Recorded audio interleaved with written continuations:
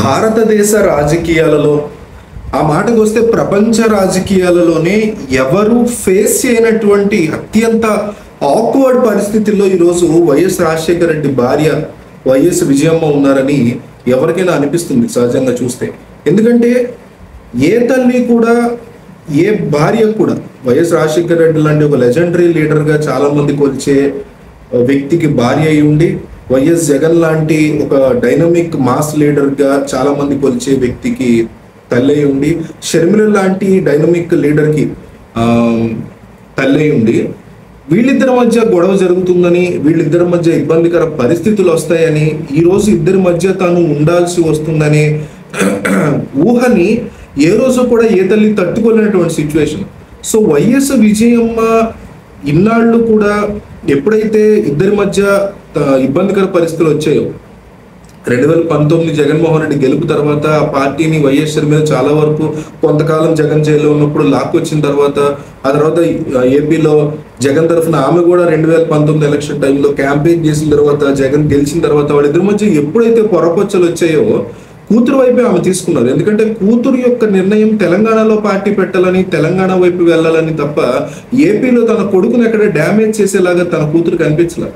కాబట్టి ఓకే, నేను కూడా నీతో పాటు వస్తాను, అంతేగాని మళ్ళీ అన్న జోలికి వెళ్ళి ఫ్యామిలీలో విభేదాలు ఉన్నాయనేటువంటి విషయాన్ని ప్రపంచానికి తెలియజేయడం కంటే, ఏదో తెలంగాణలో కష్టపడతానంటుంది కదా, కొడుకు ఏపీని ఆల్రెడీ పాలిస్తున్నాడు, తెలంగాణలో ఈమె పాలించినా పాలించకపోయినా ఎంతో కొంత ప్రభావం చూపించగలుగుతుందిలే అనేటువంటి ఫీలింగ్ లో వైఎస్ విజయమ్మ వైఎస్ షర్మిలని రాజకీయంగా మొదటి నుంచి సపోర్ట్ చేస్తూ వచ్చారు. నిజానికి చంచల్గూడ జైల్లో అక్రమాస్తుల కేసులో జగన్మోహన్ రెడ్డి ఉన్నప్పటి నుంచి కూడా షర్మిల వదిలిన బాణం జగన్ అని చెప్పినా కూడా వెనక ఉండి నిలబడింది, వెనక ఉండి షర్మిల ఇట్లా జగన్ పార్టీకి సపోర్ట్ చేసేలా చేసింది వైఎస్ విజయమ్మే. ఆమె చెప్పిన తర్వాతే షర్మిల రంగంలోకి దిగారు, అన్న కోసం ఎంతో కష్టపడ్డారు.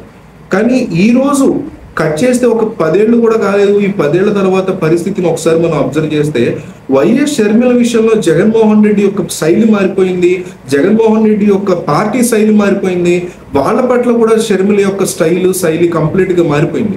సో ఇలాంటి ఒక ఆక్వర్డ్ సిచ్యువేషన్ లో ఈ ప్రపంచంలో ఏ రాజకీయంలో ఉన్న ఏ తల్లి కూడా ఉన్నటువంటి పరిస్థితి ఉండదు. పైగా లెజెండరీ లీడర్ లాంటి రాజశేఖర రెడ్డి భార్యగా ఉన్నటువంటి వ్యక్తి అయి ఉంది కూడా. సో ఈ మీమాంసకర పరిస్థితుల్లో ఆమె ఇప్పటికే ఉండగా ఈ అంశాలన్నీ సరిపోవన్నట్టుగా వైఎస్ విజయమ్మ నా తల్లే సాక్ష్యం, మా కుటుంబాన్ని విడదీసిందే, మా కుటుంబాన్ని చీల్చిందే మా అన్న వైఎస్ జగన్మోహన్ రెడ్డి అంటూ దారుణమైనటువంటి స్టేట్మెంట్ ని గడిచిన 24 గంటలుగా పాస్ చేశారు వైఎస్ షర్మిల. వీళ్ళలో సాక్ష్యం కాదు, దేవుడిని సాక్ష్యంగా పెట్టారు. దేవుడి తర్వాత తమ సొంత కన్న తల్లిని సాక్ష్యంగా పెట్టారు. తమ ఫ్యామిలీ మెంబర్స్ సాక్ష్యం అంటూ వాళ్ళ పేరు చెప్పకుండా ఫ్యామిలీ మెంబర్స్ అన్నారు. అంటే వైఎస్ రాజశేఖర రెడ్డి కుటుంబంలో చీలిక తీసుకొచ్చింది నా అన్న వైఎస్ జగన్మోహన్ రెడ్డి అనేటువంటి అంశాన్ని ఆమె ప్రజల్లోకి తీసుకెళ్తున్నప్పుడు దీన్ని ఖచ్చితంగా ఖండించాల్సినటువంటి బాధ్యత వైఎస్ జగన్మోహన్ రెడ్డికి ఉంటుంది, వైసీపీకి ఉంటుంది. అందుకే వైసీపీ చాలా స్ట్రాంగ్ గా స్పందిస్తుంది దీని మీద. ఆమె చెప్పింది తప్పు, ఆమె కరెక్ట్ గా ఆలోచించట్లేదు, ఆమె వెనక నుంచి ఎవరో నడిపిస్తున్నారు అని చెప్తున్నారు. కానీ జనం ఎంతవరకు నమ్ముతారు? ప్రతిదానికి చంద్రబాబు నాయుడే కారణం అని మీ కుటుంబంలో కొట్టుకున్న అదే కారణం, వివేకానంద రెడ్డిని ఎవరినో చెప్పినా చంద్రబాబు కారణం అని ఇట్లా మరీ రాజకీయాల్లో అబద్ధాలు చెప్తారు. చంద్రబాబు చెప్తాడు, జగన్మోహన్ రెడ్డి చెప్తాడు, కానీ పవన్ కళ్యాణ్ చెప్తాడు, కేసీఆర్ చెప్తాడు, మోడీ చెప్తూనే ఉంటాడు, రాహుల్ గాంధీ రోజు చెప్తాడు. సో ఈ అబద్ధాలు చెప్పడం అనేది వీళ్ళకి సహజమే కావచ్చు, కానీ అబద్ధం జనాలు కాస్త నమ్మేలాగా ఉండాలి కదా.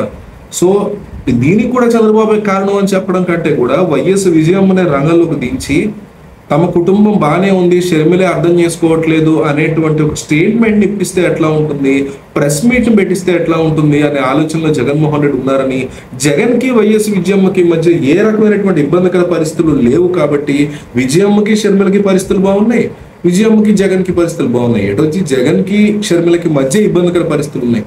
సో చీల్చడం అనేది, చీలిక అనేది రాలేదు మా ఫ్యామిలీలో, మేమంతా ఎప్పటికైనా ఒకటే అని షర్మిల వాడికి కౌంటర్ గా ఒక ప్రెస్ మీట్ పెట్టిస్తే ఎట్లా ఉంటుందని వైసీపీ ఆలోచిస్తున్నట్టుగా తెలుస్తోంది. ఇది సాధ్యమా?